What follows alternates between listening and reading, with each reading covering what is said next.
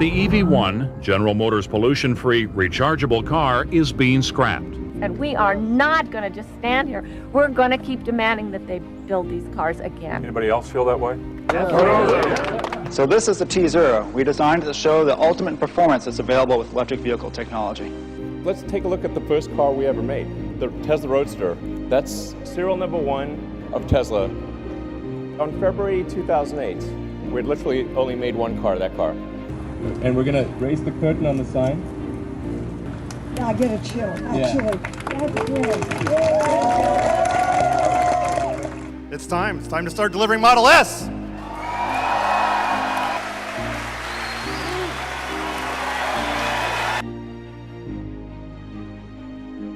The winner, by unanimous decision, Tesla Model S. A video was posted on car site Jalopnik, one of the electric cars on fire. When I realized like a new technology should have a spotlight on it, but it shouldn't have a laser on it. It is my honor to announce that we have reached an agreement that will enable Tesla to build the world's largest and most advanced battery factory right here in the Silver State. So this is a product we call the Tesla Powerwall. But what about something that scales to much larger levels? So for that, we have something else. So we have the Power Pack.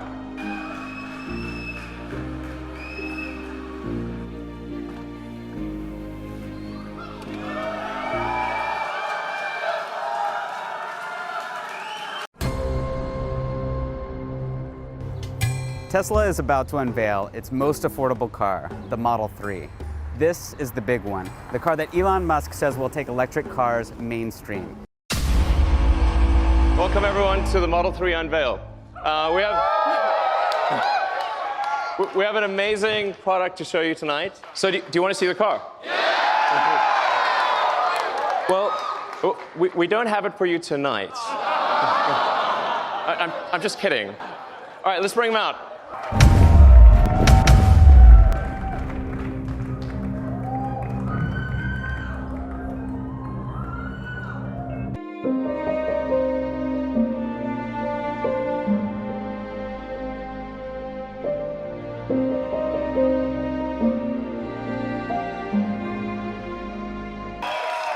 You like the car? Doing good? And this is kind of crazy, but I just learned, just told that the total number of orders for the Model 3 in the past 24 hours has now passed 115,000. Tesla unveiling its anticipated new Model 3, huge lines. I mean, this is really unbelievable, forming around the world to order the car, even without seeing it. The company receiving 198,000 orders in 24 hours. Since Tesla unveiled its $35,000 car, so many of our questions have been answered. It's fast, it's roomy, it has a long range, and it's hot. But there are still two huge questions that remain. Number one, can Tesla build it on time? Tesla has a long history of delays. Every time the company unveils a new car and begins taking reservations, Elon Musk gives a projected launch date. And every single time, Tesla has missed these deadlines, most recently coming in more than 18 months behind schedule. The second question is even more critical for Tesla. Can the Model 3 be profitable? Tesla has been burning through billions of dollars to get ready for this car, and if the Model 3 can't be profitable at its $35,000 price point, there are going to be problems. Tesla needs to cut costs, and for an electric car, that means reducing the price of the battery. Battery prices in general have been falling fast, but Tesla still needs to shave off another 30% or so for the Model 3 numbers to work out. That's why the company is building the world's biggest battery factory. They call Reno the biggest little city in the world, but there's nothing little about its newest neighbour. Tesla's Gigafactory spans 3,000 acres of the desert here, and around 1,000 construction workers are working 7 days a week to get it finished. This factory will have the output of all the lithium-ion factories combined when it's done. Yeah, exactly. The basic math was that in order to make 500,000 cars a year, we would need every lithium-ion battery factory on Earth that makes batteries for phones, laptops, cars, everything, just to achieve that output. So it's like, well, clearly that's not being built because you'd be able to see it on a satellite picture. You really need to look at a factory like it's a product, like it's a giant machine that builds the machine. And it deserves actually more innovation and more engineering skill than the product itself. Yeah, we have some of our best engineering teams working on actually laying out the factory and looking at how to fit more density and more equipment into the same footprint. And this is really key to how we've been able to reduce the cost of the cells and the batteries that come out of here so much. This factory is going to be about 6 million square feet of ground area when it's completed. That's just the footprint, yeah. It's just the footprint. It'll be the biggest building in the world by footprint. Well, we can fit about 100 747s parked in the footprint of this building. So, but in terms of vehicles, we actually expect to get to 50 gigawatt hours a year of output in 2 years. To give you a sense of what that size is, figure roughly that this one factory will produce as much as the rest of the world combined. Yes! A Tesla driver smiling as he lets the car go on autopilot. Now he's said to be the first person to die using self-driving technology. And it's worth noting, this is sort of inevitable, but you see every now and again some article about how Autopilot caused an accident or didn't prevent an accident. But the important thing to appreciate is autonomy doesn't mean there are no accidents. It just means there are fewer accidents than if it was in manual mode. As long as it is on a probabilistic basis safer and lives are saved and injuries are reduced, it is still better to introduce autonomous functionality. A couple of futuristic Silicon Valley companies are merging. Tesla, of course, is a public company that designs and manufactures electric cars, and Solar City installs solar panels. So you can see the strategy here. This company would basically be a one-stop shop in cars and also the power to run them. Tesla's chairman, Elon Musk, says it is a no-brainer. He also happens to be the biggest shareholder of both companies. So there is some talk of a potential conflict of interest here. Musk's cousin also runs Solar City. The deal has to still go through shareholders of both companies, but it is expected to be ultimately approved. Yeah, Solar City stock has been tanking. This is viewed as by Wall Street as kind of a bailout, right? Elon Musk might say, well, I'm buying low, and it makes sense. There's synergies already. But Tesla's stock also has tanked on this deal and has been going down for several months. So Wall Street doesn't like it, but Elon Musk has had a lot of doubters before and proven them wrong. Everybody? Hey. As I mentioned earlier, what we're really looking for here is how do we have a solar roof that is better than a normal roof? Can we make a French slate roof that's solar that looks as good or better than a conventional French slate roof? And we're able to do that as well. This is what the French slate hydrographic looks like. You can see that. And there's about 4 to 5 million new roofs in the US every year. And I think 20 times that number worldwide. So you can imagine over time, as people replace their roofs with solar roofs, that the whole neighborhood everyone would have solar. Why wouldn't you? Over time, every house would become a solar house. So that's where we're headed, and I hope you agree that's the future we want. Good evening. South Australia has been battered by storms and plunged into darkness. The crews desperately trying to restore power following our catastrophic blackout.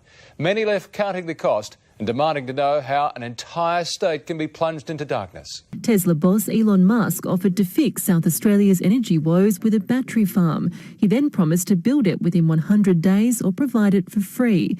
And South Australian Premier Jay Weatherill isn't laughing off the suggestion. We're announcing the world's largest lithium-ion battery. It will be a partnership between Tesla and also Neoen. This is going to be the largest battery installation in the world by a significant margin. This is a 100 megawatt battery installation. The next biggest battery system in the world is 30 megawatts. So we're talking about something that is more than 3 times as powerful as the next biggest battery installation in the world. And we actually insisted in doing the contract that we be held to the 100 days or it's free. How much will it cost you if you don't live up to that commitment? If you go 101, 102 days, what's it going to cost you? A very large sum of money. The naysayers said it was a waste of money, but this big battery is already playing a key role in stabilising the grid. And it's doing so with a speed, precision and agility that's never been seen before. Conventional generators can't match the way the battery makes small adjustments to power supply to keep the grid at the right frequency. This is the market operator's instruction.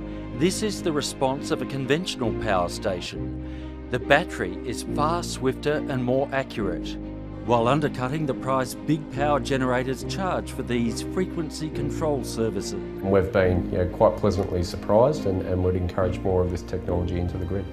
It's coming. Tesla's trading at $312 today. Yeah, God bless them. What's it worth? I don't think the equity's worth a whole lot. Elon Musk basically taunting the shorts out there, saying stormy weather in Shortville. Interesting day if you are a Tesla investor. Tesla's shares have shot up more than 5% today. Tesla surpassing GM as the top US automaker by market capitalization. What do you think about that, David Weston? What was it just last week they passed Ford? Right? They just passed Ford and now they've passed GM as well. I guess now they've got to deliver. Yeah, a lot of cars. Tesla Motors inking a deal. The electric car maker is buying Grohmann Engineering, a German-based firm. No terms of the transaction have been disclosed, but in a blog post, Tesla says the deal would help improve its automated manufacturing systems. With the acquisition of Grohmann, the automaker is expected to add more workers in Germany over the next few years. There's crazy potential for improvement here. I think at least an order of magnitude potential for improvement on production. And so with less, like significantly less engineering effort, we can make dramatic improvements to the machine that makes the machine. I think like probably a lot of people will not believe us about this, but I'm absolutely confident that this can be accomplished. Yeah, there are opportunities we're finding all over the place, and as you start to, shift some of the design resources that have been, improving motor technology and power electronics or batteries, and are working so hard to try and find 0.1% of efficiency gain or performance gain on those different systems. And when they start to go and look at the factory, they say, oh my gosh, this is crazy. We can find, as you were saying, easily 10% or 20, in some cases hundreds of percent efficiency gain that were sort of unheard of in terms of what you could do in the design world. So the impact there is pretty phenomenal and quite close at hand. Mike, mark your calendar. The end of July, July 28th, it's a Friday night. That is when we will see the first deliveries. About 30 customers who have ordered a Model 3 will be receiving them then.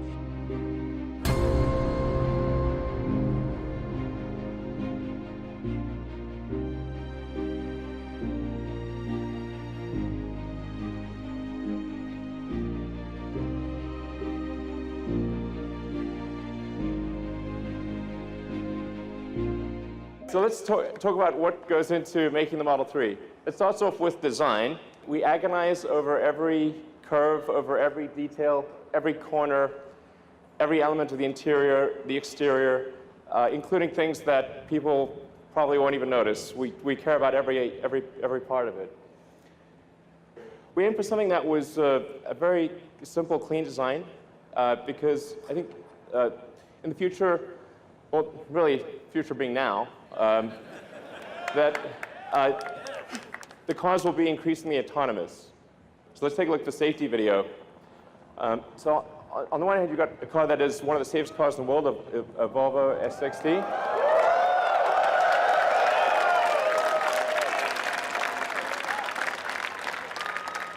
In terms of production, the thing that's going to be the major challenge for us over the next 6 to 9 months is how do we build a huge number of cars?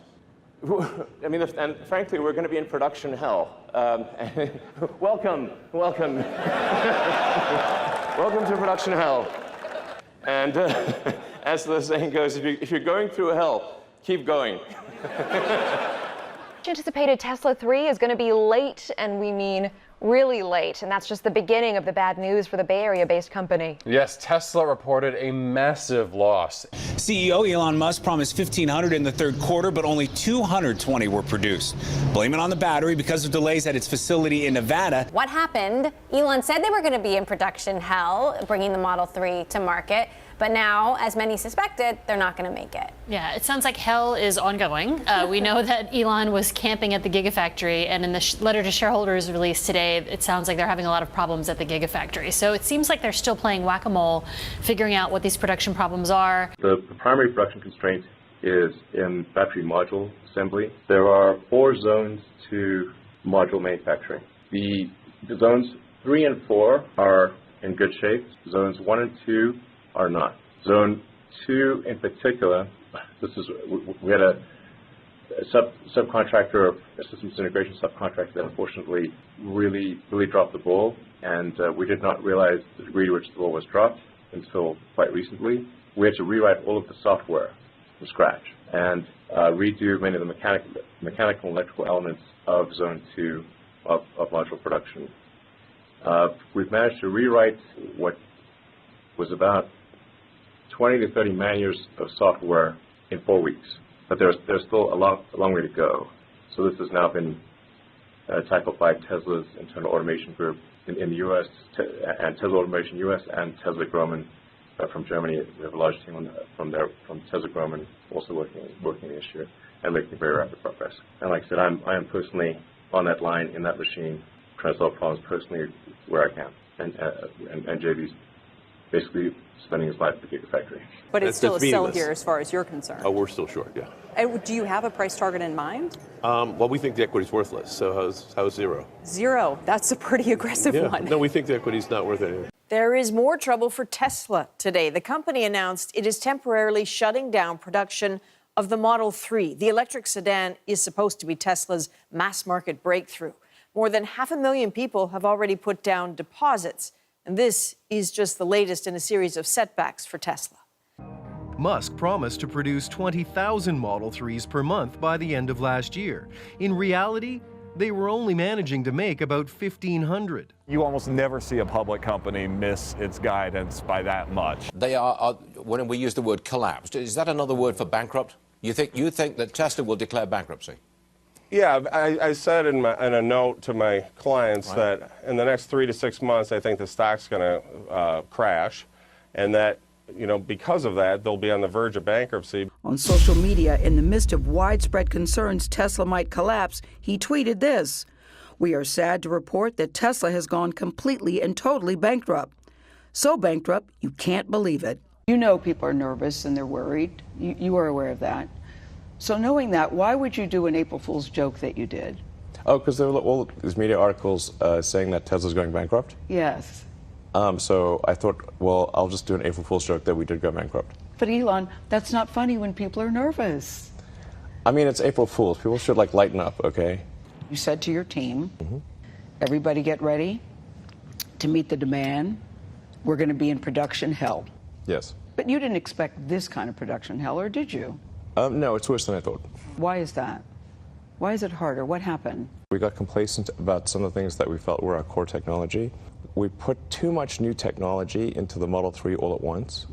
That this should have been staged. High tech goes in the cars, but it also builds them. This is widely regarded as one of the most robotics-driven auto assembly lines on the planet. Elon, part of the thing I heard about the Model 3 is that there's too many robots. That maybe. Yeah, I agree. You think so too? That maybe you need more people in here working. We do. In some cases, the robots actually slowed the production, right? Yes, they did. We had this crazy complex network of conveyor belts, and it was not working. So we got rid of that whole thing. We did go too far on the automation front and automated some pretty silly things. One example would be we had these fiberglass mats on the top of the battery pack. They're basically they're basically fluff. So we try to automate the placement and bonding of fluff to the top of the battery pack, which is ridiculous. So we had FlufferBot, which was really an incredibly difficult machine to make work. Machines are not good at picking up pieces of fluff. Human hands are way better at doing that. So we actually had a part that was unnecessary that was for which the line kept breaking down because Flufferbot would frequently just fail to pick up the fluff or put it in like a random location. So that was one of the silliest things I found. Musk personally took over the Model 3 production line at the beginning of April. He says he has resorted to pulling all-nighters at the plant. When things get really intense, I don't have time to go home and shower and change, so I just sleep here. I want to see. Where's that? Yeah, so in this conference room. I mean, it's pretty boring overall, really.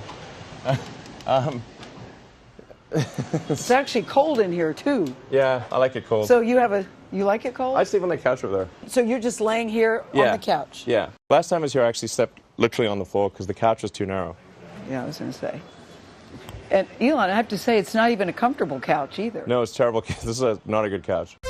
And so where specifically will you be in terms of capital requirement? Next.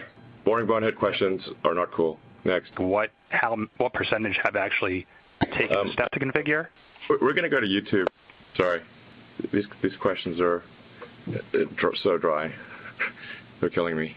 The dry questions were not asked by investors, but rather, he says, by two sell-side analysts who were trying to justify their Tesla short thesis. You know, this kind of bravado that he exhibited, it works right up until the time the last check bounces. This was the best call I've heard in a long time.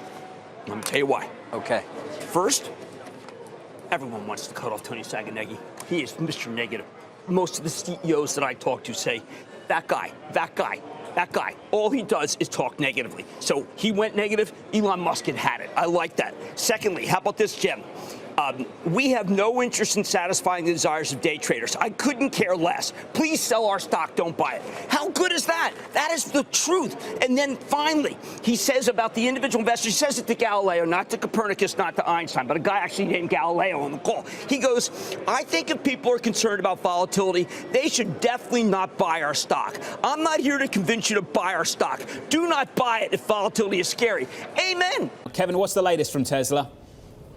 Yeah, well, we're hearing of this production shutdown, which will have implications in the cash burn for the second quarter. Could be pretty intense, but we're sort of expecting that as well. They're in this ramp mode, need to get production and get some of those back orders filled.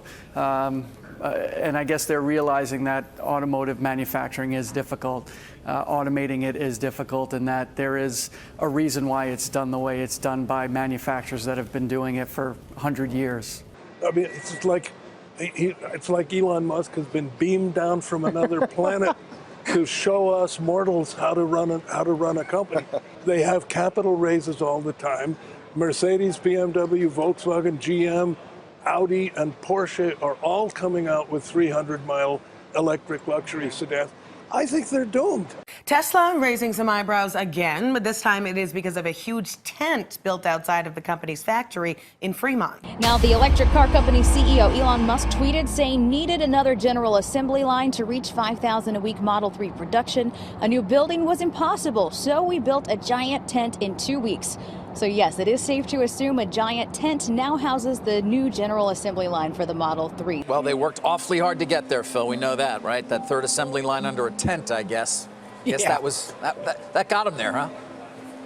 Well, if they didn't have it, they wouldn't have made the 5,000 per week. And veterans of the auto industry, they're having a field day with it, saying that's not how you sustain production. But it's not going away, David. I mean, they are bursting at the seams at Fremont. How about the shade thrown by Stephen Armstrong of Ford on Twitter, Phil? Did you see that? Making fun of making 7,000 cars in 7 days. He said 7,000 cars in about 4 hours. Love Ford. Yeah, he's got a point there. Ford's production is far more efficient, and this is nothing compared to the giant automakers. I talked with one person who said, that's fine. Where's Ford's market cap right now? What's Ford's stock been doing in the last year? Does he want to talk about that? So clearly the Tesla investors are going to fire back at anybody who takes a shot at them. I feel about fun about tent, but by the way, our tent is amazing. And this is not like, it's like telling you buy at REI or something like that, to go camping. This is a tent that is actually commonly used as a permanent structure. And we just had to come up with a creative solution because GA3 was not going to be able to make the rate. We have 2 weeks to solve this problem, which is like quasi impossible. So we actually didn't have time to order new equipment because it would have taken too long to arrive. So we took the conveyors that we'd discarded from the GA3 line, which didn't work. We're putting them on the 1% grade. So it's like technically the conveyors for parts delivery to GA3 were not rated to be able to move something as heavy as a car. So we made it downhill and on a 1% downward grade, put the car at the top. So then you can actually overcome the gravity. With Newton on your side, you can accomplish a lot. So this may be a model of how we may want to start general assembly for future vehicles. It's already at an efficiency level greater than GA2, which is pretty impressive.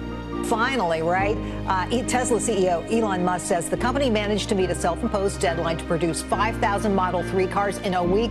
Musk tweeting out this, 7,000 cars, 7 days, and a little heart emoji, Tesla team. Ford wasted no time in terms of responding to Elon Musk, right? Not just Ford, the CEO, Stephen Armstrong, tweeting this, 7,000 cars, 4 hours, heart emoji, Ford, heart emoji. So Musk, meanwhile, slept on the factory floor. The work wasn't completed until early Sunday morning. Tesla workers posting photos as the sun rose. Car leasing company Accelerate Auto posting this picture on Instagram. Take a look. Of the Tesla employees all signing a banner that says Model 3 5K Club. I mean, basically, we were in production hell for the first 6 months this year. I mean, man, it was hell. And then we just managed to sort of climb out of hell basically partway through June. And now the production line is humming. Suppliers mostly have it together. There's a few that don't. One I'm going to be visiting on Saturday personally to figure out what the hell's going on there. But we'll solve it. I mean, Tesla really faced a severe threat of death due to the Model 3 production ramp. Essentially, the company was bleeding money like crazy, and just if we didn't solve these problems in a very short period of time, we would die. And it was extremely difficult to solve them. How close to death did you come? Within single-digit weeks. 22 hours a day, or like how many I hours? was working, so 7 days a week, sleeping in the factory. I worked everywhere I worked in the paint shop, general assembly, body shop. You ever worry about yourself imploding? Like it's just too much? Absolutely. No one should put this many hours into work. This is not good. People should not work this hard. They should not do this. This is very painful. Painful in what sense? It hurts my brain and my heart. The thing to bear in mind with production is, for those who have never done production, they just don't understand how insanely hard production is. I want to really be very, very emphatic here. Prototypes are trivial. They're child's play. Production is hard. It is very hard. Now you say production at large scale with high reliability and low cost, insanely difficult. But what Tesla achieved on the automotive side was not to create an electric car. The truly profound thing on the car side is that Tesla was the first American car company to achieve volume production of a car in 100 years and not go bankrupt. So myself and many others at Tesla had to basically have several aneurysms to get this done. It was so hard. You have no idea. Anyway, and the thing about making a large, complex manufactured object is, let's say you have 10,000 unique items. If even one of those items is slow, that sets your rate. Just one. We've had production stop because of carpet in the trunk. We had production stop because of a USB cable.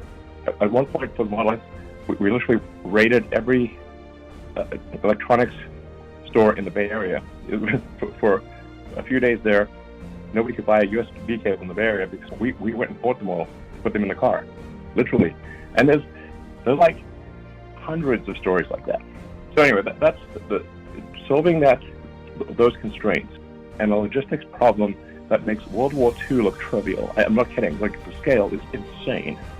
You know, we're talking millions of cars, massive global supply chain, 50 countries, dozens of regulatory regimes. It's insane.